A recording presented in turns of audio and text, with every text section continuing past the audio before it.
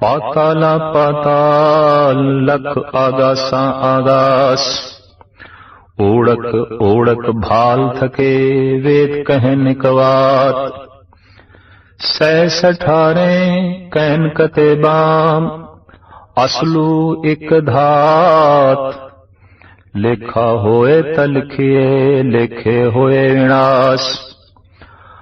नानक वड्डा आखिए आपे जाने आप।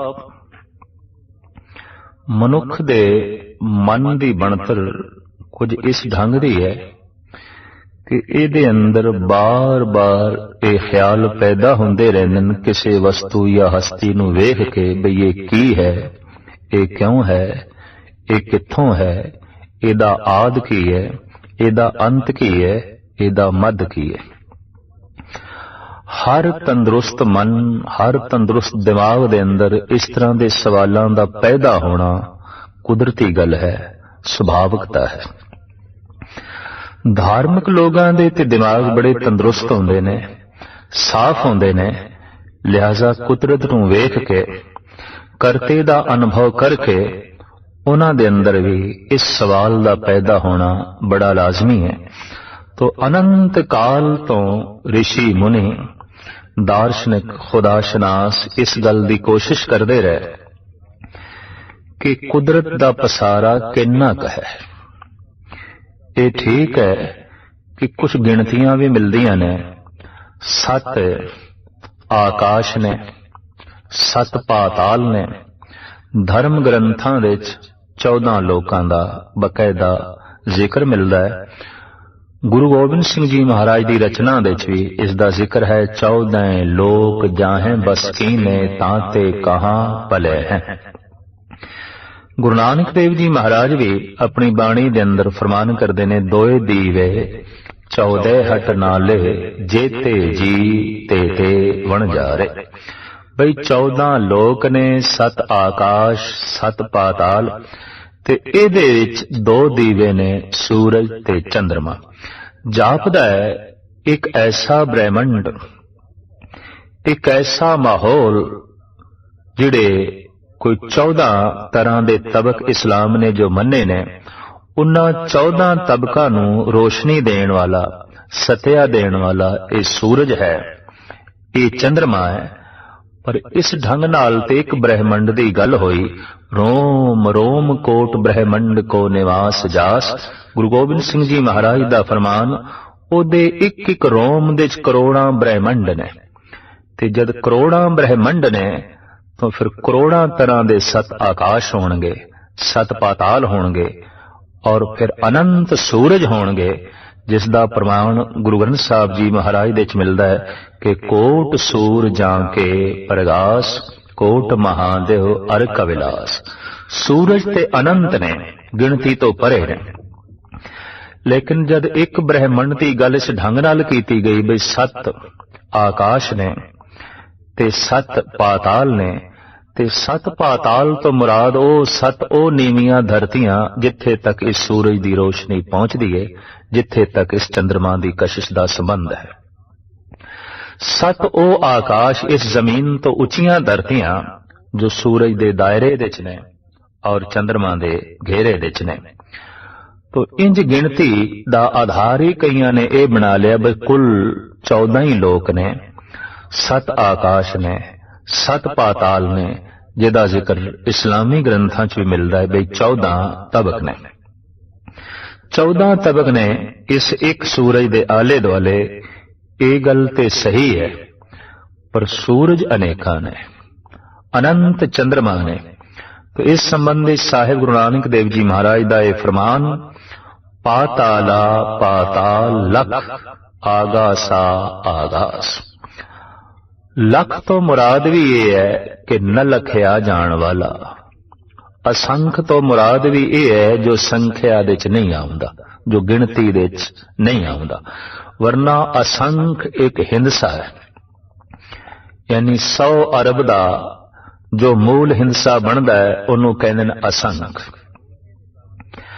और इसे तरीके दे नाल 100,000 ਦਾ ਜੋ ਮੂਲ ਹਿੰਸਾ ਬਣਦਾ ਹੈ ਉਹਨੂੰ ਕਹਿੰਦੇ ਨੇ ਲੱਖ, ਪਰ ਅਖਰੀ ਅਰਥ ਇਹਦੇ ਇਹ ਬਣ ਜਾਂਦੇ ਨੇ ਅਸੰਖ, ਜੋ ਸੰਖਿਆ ਦੇ ਚ ਨਹੀਂ ਆਉਂਦਾ, ਜੋ ਗਿਣਤੀ ਦੇ ਚ ਨਹੀਂ ਆਉਂਦਾ, ਜੋ ਲਖਿਆ ਨਹੀਂ ਜਾ ਸਕਦਾ, ਜਿਹਦੀ ਲਖਤਾ ਹੋ ਨਹੀਂ ਸਕਦੀ, ਜਿਹਦੀ ਗਣਤ ਪੂਰੇ ਢੰਗ ਨਾਲ ਹੋ ਨਹੀਂ ਸਕਦੀ। तो साहब कहते ने अणगिणत पाताल ने, बेशुमार आकाश ने, इतने आकाश इस धरती तो उच्चियां इन्नियां धरतियां नहीं गिनिया जा सकदियां, और इस धरती तो इतनियां नीवियां धरतियां जिहदा कोई अंदाजा नहीं लाया जा सकदा।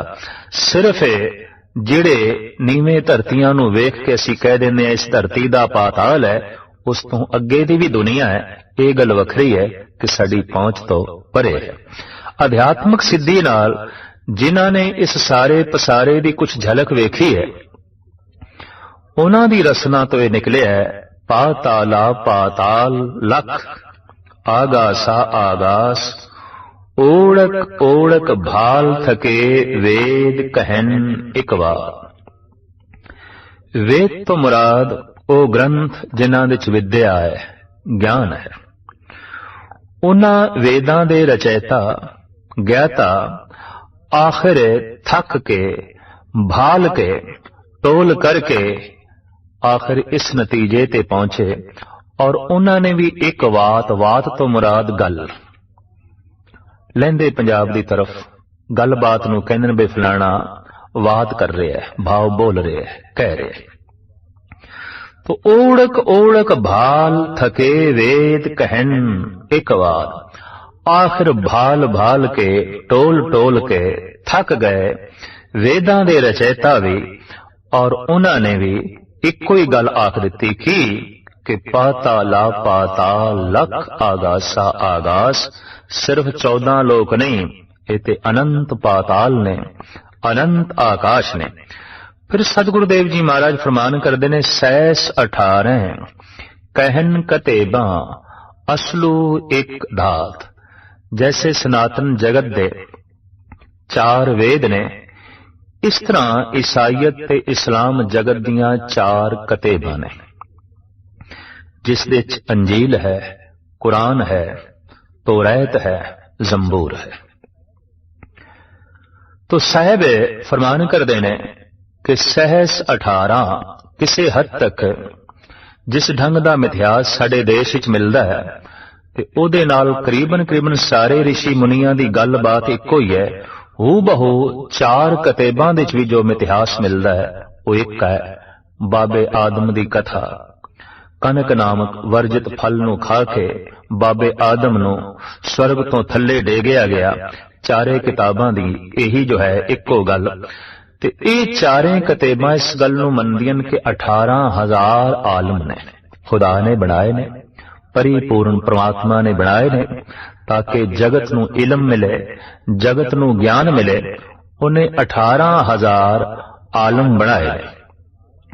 जिवें साडे देश विच कहिंदे रहे कि 64 तरह दी विद्या है, और 64 तरह दे ज्ञानी आउंदे ने, ते एक एक विद्या दे बहुत सारे ज्ञानी हो सकदे ने, लेकिन विद्या 64 तरह दी है। जापदा है कि इस्लाम ते ईसाईयत ने इलम वंडण वालियां दी तादाद अपने ढंग नाल गिणी है, और उन्होंने कहा है कि 18,000 आलम ने, 18,000 विद्वान ने, जो जगत दे विद्या ज्ञान वंडदे रहंदे ने। तो साहिब कहंदे ने 18 कहन कतेबा असलू एक धात। असलू असूलन बुनियादी, अरबी दा लफ्ज़ असूलन बुनियादी। ये कतेबा भी इको ही गल कह रही हैं कि पाताला पाताल लख आगासा आगास। अनंत पाताल ने, अनंत आकाश ने, और कतेबां दे समेत ये 18,000 आलम भी यही आख रहे ने कि बेशुमार पाताल ने, बेशुमार आकाश ने। कादर दा अंत पाना ते बहुत औखा, पर उसदी कुदरत दा भी नाप तोल करना बहुत औखा, बहुत औखा।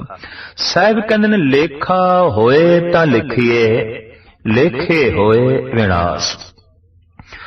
ਉਹ ਲੇਖੇ 'ਚ ਆਵੇ ਤਾਂ ਲੇਖਾ ਕਰੀਏ, ਗਿਣਤੀ ਕਰੀਏ ਵੀ ਕਿੰਨਾ ਕੁ ਉਸ ਦਾ ਪਸਾਰਾ ਹੈ, ਕੀ ਕੁਛ ਉਸਨੇ ਬਣਾਇਆ ਹੈ। ਉਹ ਲੇਖੇ 'ਚ ਆਉਂਦਾ ਹੀ ਨਹੀਂ। ਤੇ ਫਿਰ ਸਾਹਿਬ ਕਹਿੰਦੇ ਲੇਖੇ ਹੋਏ ਵਿਨਾਸ਼, ਇਹਦੇ ਅੱਜ ਤੱਕ ਸੰਪਰਦਾਇ ਤੇ ਗੁਰਮਤ ਵਿਆਕਰਣ ਦੇ ਪੰਡਤ ਦੋ ਅਰਥ ਕਰਦੇ ਰਹੇ, ਔਰ ਦੋਹੇ ਅਰਥ ਇਸ ਪੰਕਤੀ ਦੇ ਅਨੁਕੂਲ ਨੇ।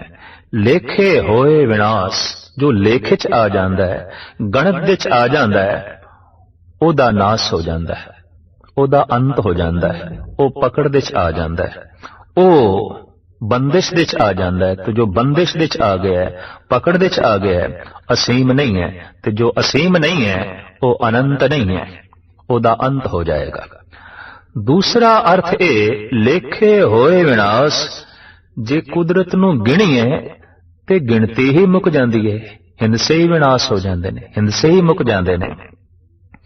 ਕਿਉਂਕਿ ਅਸੰਖ ਇੱਕ ਹਿੰਸਾ ਹੈ ਤੇ ਇਸ ਤੋਂ ਅੱਗੇ ਹਿੰਸੇ ਅੱਜ ਤੱਕ ਮਨੁੱਖੀ ਦੁਨੀਆ ਵਿੱਚ ਇਜਾਦ ਨਹੀਂ ਹੋਏ। ਮਹਾਰਾਜ ਕਹਿੰਦੇ ਇਸ ਤਰੀਕੇ ਨਾਲ ਅਸੰਖ ਵੀ ਗਿਣਦੇ ਰਹੀਏ ਤਾਂ ਅਸੰਖ ਕਹੇ ਸਿਰ ਭਾਰ ਹੋਏ। ਇਸ ਤਰ੍ਹਾਂ ਵੀ ਮੇਰੇ ਪਾਤਸ਼ਾਹ ਨੇ ਆਖਿਆ ਵੀ ਇਹ ਵੀ ਸਿਰ ਦੇ ਉੱਤੇ ਇੱਕ ਪਾਪ ਚੜੇਗਾ ਕਿ ਸਿਰਫ ਅਸੰਖ ਦਾ ਹਿੰਸਾ ਵੀ ਜੋ ਹੈ ਵਰਤ ਦਈਏ। तो महाराज कहते हैं गिणती नाश हो जाती है, गिणती का अंत हो जाता है। भाव गिणती रहिंदी नहीं भी किस तरह गिणती विच उसनूं लियाईए। आखिर जिथे मनुख दी विद्या सीमित है उत्थे गणत शास्त्र भी बकायदा सीमित है। आखिर किथे तक गिणती जो है कोई करे। तो साहिब कहते लेखे होए विनाश, उत्थे ते लेखा ही खत्म हो जाता है, उत्थे ते गिणती ही खत्म हो जाती है। जिहदा लेखा करना है वो बाकी रह जाता है, गिणती मुक जाती है, लेखा मुक जाता है। तो साहिब कहते लेखा होए तां लिखिए, जो लेखे च आवे जो गिणती विच आवे तां ही गिणती करिए। लेखे होए विनाश, उत्थे ते गिणती ही मुक जाती है, उत्थे ते लेखा ही मुक जाता है, उत्थे ते कोई हिंसा ही नहीं रहिंदा। और जो हिंसियां दे च आ जाए, गणत दे च आ जाए, लेखे दे च आ जाए, उहदी सीमा बन जाती है, वो बेअंत नहीं है। ते जो बेअंत नहीं है उहदा ते फिर अंत हो जाता है। इस वास्ते साहिब कहंदे ने उसदा लेखा नहीं हो सकता। लिहाजा नानक वड्डा आखिए आपे जाने आप। फिर की करिए, उहनूं लेखे दे च ना लियाईए, उहदी गिणती ना करिए, कुदरत नूं नापीए तोलीए ना। जदकि मनुख दी अनंत रुचियां दे चों यह भी एक रुचि है, गिणना, तोलना, नापना। तो इस रुचि दा की करिए? जद कुदरत नूं वेखीए ते जद कादर दी झलक दा अनुभव करिए तां साहिब कहंदे ने फिर यह आखना चाहिए नानक वड्डा आखिए। तू बहुत वड्डा है, बहुत वड्डा है, बहुत वड्डा है। पर किन्ना क वड्डा है? आपे जाने आप। तू आप ही जानना है कि तू किन्ना क वड्डा है। तू आप ही जानना है कि तू कित्थे तक फैले होया। तू आप ही जानना है कि तू कितने पाताल बनाए ने, कितने आकाश बनाए ने। ये तैनू ही पता है कि तू कित्थे तक फैले होया है, कितना गहरा है, कितना उच्चा है। ऐ बंदे तू इस ढंग दी उसकी सिफतो सलाह कर। नानक वड्डा आखिए, तू वड्डा है, बहुत वड्डा है, बहुत वड्डा है, बहुत वड्डा है। जैसे रहराज साहब विच महाराज कहंदे ने अक्सर जद मनुख वड्डा भी कहंदा है तां वड्डा आखण दा भी उसदे कोल कोई बोध ते अनुभव नहीं, बल्कि सुन वड्डा आखे सब को। लोगां कोल सुन लैंदा है भी वो वड्डा है, वड्डा है, ते उन्नू वड्डा वड्डा करके आखण लग पैंदा है। पर महाराज कहंदे ने केवड़ वड्डा डीठा होए, वो किन्ना क वड्डा है। कदी अखां ने वेखिया होवे, कदी अखां दी पकड़ दे च आया होवे। लिहाजा वो किन्ना क है इसदा बोध नहीं होंदा। लेकिन उंज बंदा वड्डा वड्डा आखी जांदा है, बोध दे नाल वड्डा आखना है। और जिस दिन खोज करदियां करदियां ये अनुभव नसीब होंदा है, उस दिन जिस दिन बंदा वड्डा आखदा है, उस वड्डा आखण दे च भी रस है, उस वड्डे आखण दे च भी आनंद है। और हकीकत ते एक है कि वड्डा आखण वाला भी वड्डा हो जाता है, वड्डा वड्डा आखण वाला भी छोटा नहीं रह जाता। अनुभव दे तल ते पहुंच के जो उसनूं वड्डा वड्डा आखदा है आप वड्डा हो जाता है। तो साहिब कहते नानक वड्डा आखिए, उस वड्डे नूं फिर वड्डा करके ही आखना है। पर किन्ना क आखना है, वो किन्ना क वड्डा है, ये ते हुण बंदे ने देखिया नहीं। ते इंज कहना चाहिए हे प्रभु तू जिन्ना वड्डा है आपे जाने आप। तू आप ही जानना है और कोई नहीं जानता। ਸਾਲਾਈ ਸਾਲਾ ਏਤੀ ਸੁਰਤ ਨ ਪਾਈਆ, ਨਦੀਆਂ ਅਤੇ ਵਾ ਪਵੇ ਸਮੁੰਦ ਨ ਜਾਣੀਐ। ਸਮੁੰਦ ਸਾ ਸੁਲਤਾਨ ਗਿਰਹਾ ਸੇਤੀ ਮਾਲ ਧਨ, ਕੀੜੀ ਤੁਲ ਨ ਹੋਵਨੀ ਜੇ ਤਿਸ ਮਨੋ ਨਾ ਵਿਸਰੇ। ਇਹ ਤੇ ਠੀਕ ਹੈ ਕਿ ਸਿਫਤ ਸਲਾਹ ਕਰਨ ਵਾਲਿਆਂ ਨੇ ਵੀ ਉਸ ਦਾ ਅੰਤ ਨਹੀਂ ਪਾਇਆ। ਵੱਡਾ ਵੱਡਾ ਆਖਣ ਵਾਲੇ ਵੀ ਉਸ ਦੀ ਵਡਿਆਈ ਦਾ ਹਿਸਾਬ ਨਹੀਂ ਰੱਖ ਸਕੇ। ਪਰ ਮਹਾਰਾਜ ਕਹਿੰਦੇ ਨੇ ਇਸ ਦਾ ਇਹ ਮਤਲਬ ਨਹੀਂ ਕਿ ਜਿਨ੍ਹਾਂ ਨੇ ਵੱਡਾ ਵੱਡਾ ਆਖਿਆ ਉਹਨਾਂ ਦਾ ਵੱਡਾ ਵੱਡਾ ਆਖਣਾ ਵਿਅਰਥ ਚਲਾ ਗਿਆ, ਉਹਨਾਂ ਦੀ ਕੀਤੀ ਹੋਈ ਸਿਫਤ ਸਲਾਹ ਵਿਅਰਥ ਚਲੀ ਗਈ। ਸਾਹਿਬ ਕਹਿੰਦੇ ਨਹੀਂ, ਸਾਲਾ ਹੀ ਸਾਲਾ ਏਤੀ ਸੁਰਤ ਨਾ ਪਾਈਆ। ਉਹ ਸਲਾਹਣ ਯੋਗ ਜਿਹੜਾ ਪਰਿਪੂਰਨ ਪ੍ਰਮਾਤਮਾ ਹੈ, ਉਹਦੀ ਸਿਫਤ ਸਲਾਹ ਕਰਨ ਵਾਲਿਆਂ ਨੇ ਇਹ ਬੋਧ ਤੇ ਨਹੀਂ ਹਾਸਲ ਕੀਤਾ।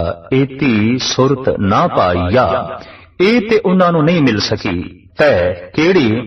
ਕਿ ਕਿੰਨਾ ਕੁ ਵੱਡਾ ਹੈ, ਪਾਤਾਲ ਕਿਤਨੇ ਕੁ ਨੇ, ਆਕਾਸ਼ ਕਿਤਨੇ ਕੁ ਨੇ, ਇਹ ਤੇ ਉਹਨਾਂ ਨੂੰ ਨਹੀਂ ਪਤਾ ਚੱਲ ਸਕਿਆ।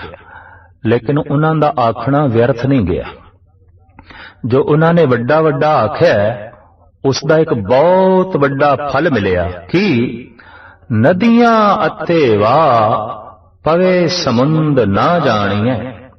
ਜਿਵੇਂ ਵਾੜੇ, ਨਦੀਆਂ, ਦਰਿਆ ਸਾਗਰ ਤੱਕ ਪਹੁੰਚਦੀਆਂ ਨੇ ਤੇ ਸਾਗਰ ਵਿੱਚ ਲੀਨ ਹੋ ਜਾਂਦੀਆਂ ਨੇ। ਹੁਣ ਸਾਗਰ ਦੀ ਕੀ ਗਿਣਤੀ ਕਰਨ, ਸਾਗਰ ਦਾ ਰੂਪ ਹੋ ਗਈਆਂ। ਇਸ ਤਰ੍ਹਾਂ ਸਿਫਤੋ ਸਲਾਹ ਕਰਨ ਵਾਲੇ ਪਰਮਾਤਮਾ ਦਾ ਰੂਪ ਹੋ ਗਏ। ਇਸ ਤਰ੍ਹਾਂ ਜਿਹੜੇ ਉਸ ਨੂੰ ਵੱਡਾ ਵੱਡਾ ਆਖਣਾ ਚਾਹੁੰਦੇ ਸਨ ਔਰ ਕਿੰਨਾ ਕੁ ਵੱਡਾ ਹੈ ਇਹਦੀ ਤੈਅ ਲੈਣਾ ਚਾਹੁੰਦੇ ਸਨ, ਉਹ ਵੱਡੇ ਦੇ ਚ ਹੀ ਲੀਨ ਹੋ ਗਏ। ਧਾਰਮਿਕ ਦੁਨੀਆ ਵਿੱਚ ਇੱਕ ਨਿੱਕੀ ਜਿਹੀ ਗਾਥਾ ਚੱਲਦੀ ਹੈ ਕਿ ਇੱਕ ਦਫਾ ਇੱਕ ਨਮਕ ਦੀ ਛੋਟੀ ਜਿਹੀ ਰੋੜੀ ਨੇ ਮਨ ਵਿੱਚ ਇਹ ਸੋਚਿਆ ਕਿ ਮੈਂ ਦੇਖਣਾ ਹੈ ਸਾਗਰ ਕਿੰਨਾ ਕੁ ਹੈ, ਇਹਦੀ ਤੈਅ ਨੂੰ ਮੈਂ ਵੇਖਣਾ ਔਰ ਇਹ ਕਿੱਥੇ ਤੱਕ ਫੈਲਿਆ ਹੋਇਆ ਹੈ, ਇਹਦੇ ਚ ਕਿੰਨਾ ਕੁ ਜਲ ਹੈ।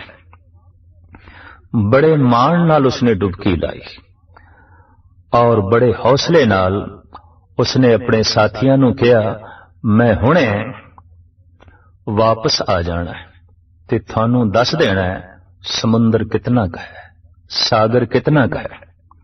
ਗੋਤਾ ਲਾਇਆ ਉਸਨੇ, ਡੁਬਕੀ ਲਾਈ, ਕਿਨਾਰੇ ਤੇ ਖੜੀ ਹੈ।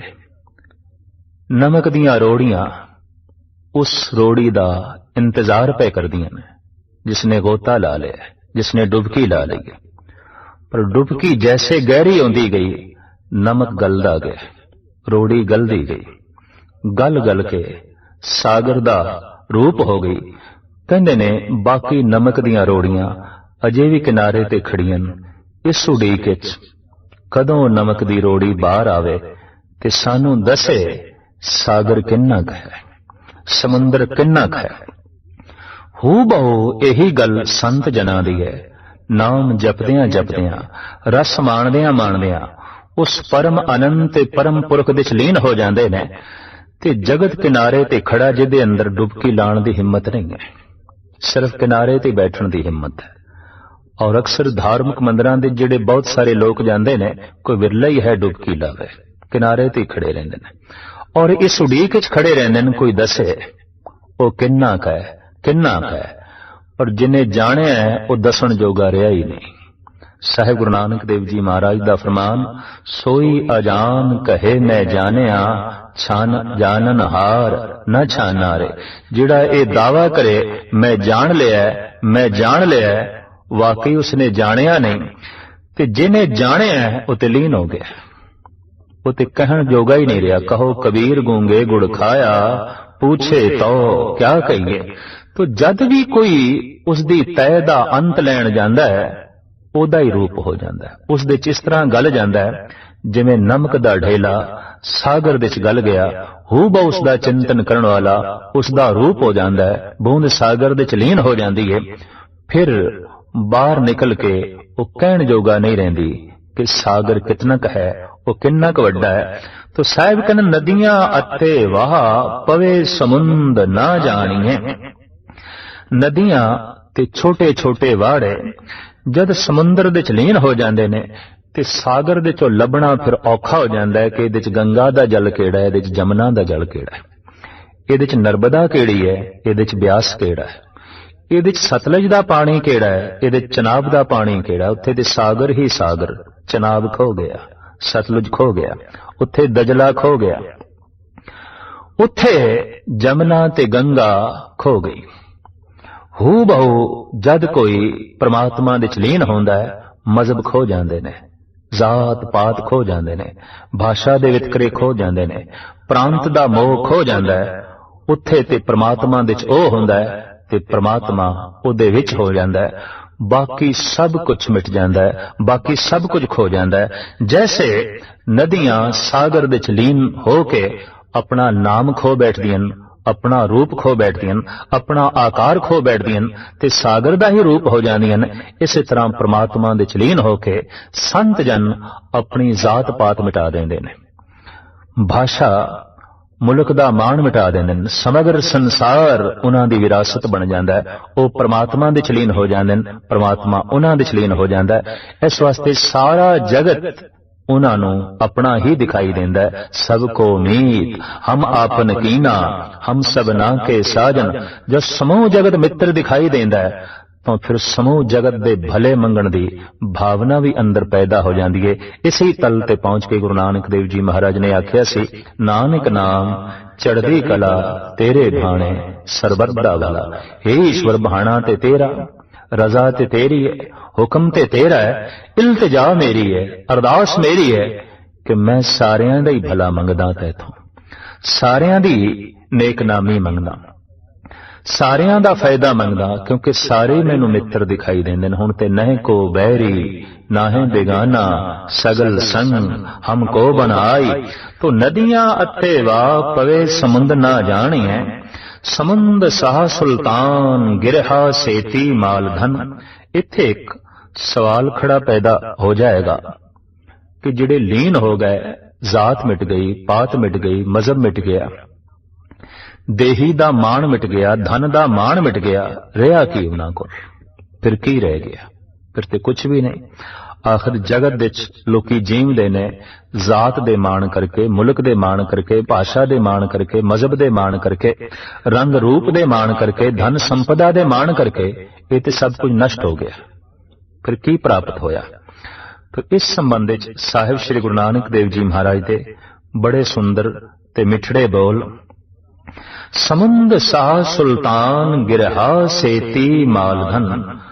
कोई मनुख इतना वड्डा बादशाह होवे जितना कि धरती देते समुंदर दा पानी है।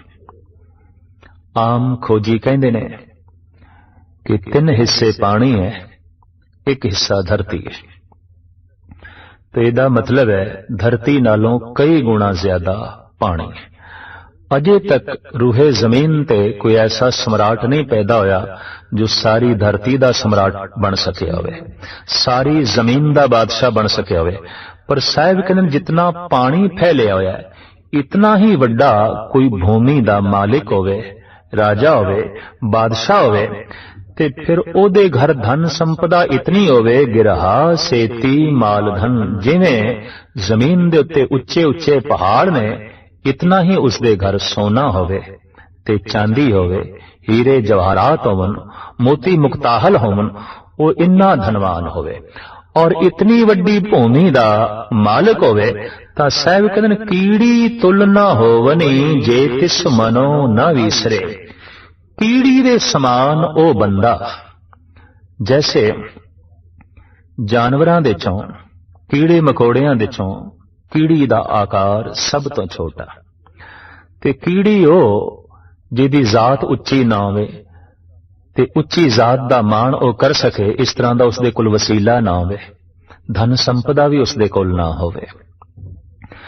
फिर सब तो वड्डी गल यह है कि रंग रूप भी ना होवे, जोबन भी उसदे कोल ना होवे और परिवार भी ना होवे, साक संबंधी भी ना हो, हालत ऐसी होवे जिहदा एक दृश्य मेरे पातशाह ने खिंचे है, बस्ता टूटी झोंपड़ी चीर सब छिन्ना, जात ना पात ना आदरो उद्यान भर मन्ना। फिर रंग ते रूप भी ना होवे, कुल ते जात भी ना होवे, पर साहिब कहते ने राजा सगली सृष्ट का हरि नाम मन भिन्ना। अगर मन विच हरि दा नाम है तां ओदे सामने सारी सृष्टि दा जिहड़ा राजा है वह भी तुच्छ है, वो भी हेच है। सगल सृष्ट को राजा दुखिया, हर का नाम जपत होए सुखिया। तो साहिब कहते हैं कीड़ी दे समान किसी दी हस्ती होवे, भाव जैसे कीड़ी दा आकार कुछ नहीं, वजूद कुछ नहीं, इस तरह मनुखां दे किसी मनुख दी गिनती ही ना होवे। महाराज कहते हैं कोई न माने कोई न जाने, से प्रगट हर द्वारे, कोई जानदा नहीं ते कोई मनदा भी नहीं। इस तरह की गुपत किसी की हस्ती है, इस तरह की मामूली जी किसी की शख्सियत बनी हुई है जगत विच, मनुखां दी नजरां भी उसते नहीं पैंदियां, ना कोई मनदा है ना कोई जानदा है। ते महाराज कहने जिवें कीड़ी पैरां थल्ले आ जांदी है, नहीं दिखाई देंदी, इस तरह किसी मनुख दियां उस मनुख दे उत्ते नजरां भी ना पैन, कीड़ी दे समान ओ तुच्छ होवे। पर महाराज कहने कीड़ी तुल ना होवनी जे तिस मनो ना विसरे। जे ओदे मन विच प्रभु दा चिंतन है, परमात्मा उसनूं विसरे ना, अकाल पुरख दी याद उस दे अंदर बनी रहे, तां ओदे सामने ओ राजा तुच्छ है जो समुद्रा वर्गा बादशाह होवे, जितना पानी फैलिया है इतना बड़ा बादशाह होवे, ते धरती दे ते जितने पहाड़ ने इतना उसदे घर सोना ते चांदी होवे, ओ उस मनुख दे सामने तुच्छ है जो है ते कीड़ी दे समान, पर मन विच परमात्मा दी याद है, मन विच अकाल पुरख दा चिंतन है, मन विच परम आनंद है। इत्थों एक गल स्पष्ट हो गई कि ईश्वर दी याद दे मिलदे हैं धन संपदा जात पात सारी तुच्छ प्रतीत होंदी है। कहंदे ने एक दिन एक धनाड़ ने एक उच्ची कुल दे ब्राह्मण ने भगत कबीर नूं कहा कि तेरे कुल ते माण वास्ते कुछ भी नहीं, ना धन ना संपदा, ना तेरे कुल कोई महल ते माड़ियां, ते ना ही तेरी जात उच्ची है, तू ते जुलाहा है, जात करके नहीं है, शूद्र है।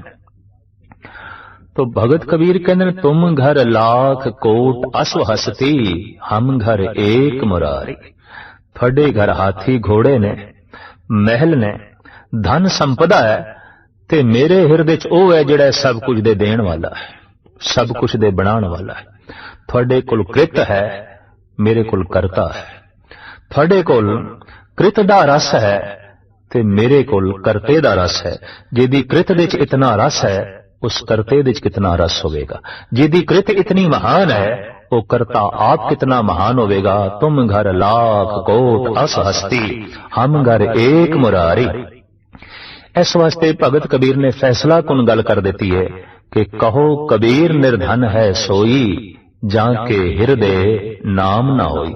वास्तविक निर्धन निर्लज नीवी जात वाला ओही है जिहदे हिरदे विच परमात्मा दा नाम नहीं है, ईश्वर दा चिंतन नहीं है। ते बाबा फरीद ते कहंदे ने ओ बंदे बड़े डरावणे हुंदे ने। डरावना कहंदे ने खेत दे विच एक चोला लटका दिता जांदा है सिर्फ पंछियां नूं डराउण दी खातर, ओनूं डरना या डरावना करके कहंदे ने। ते बाबा फरीद कहंदे ने तिन्ना मुख डरावणे जिन्हां विसारियो नाम, इत्थे दुख घनेरिया अगे ठौर ना ठाओ। जिन्हां ने नाम नूं भुला दिता है, खुदा नूं भुला दिता है, वो ते डरने ने, उन्हां दे मुख बड़े डरावणे ने। वो ते उस चोले दी तरह ने जिहदे अंदर कोई वजूद ही नहीं रहा, वो ते मृतक ने, वो ते मुर्दा ने। तो साहिब गुरु नानक देव जी महाराज दा फरमान कीड़ी दे समान अगर किसी दी हस्ती होवे पर परमात्मा दा नाम उसदे हिरदे विच होवे, सारी सृष्टि दा राजा भी उसदे सामने तुच्छ है। ये ठीक है कि वो परमात्मा दा अंत ते नहीं पा सकदे, पर परमात्मा दा चिंतन करदियां करदियां परमात्मा दा रूप हो जांदे ने और परमात्मा दे गुणां दे मालिक हो जांदे ने।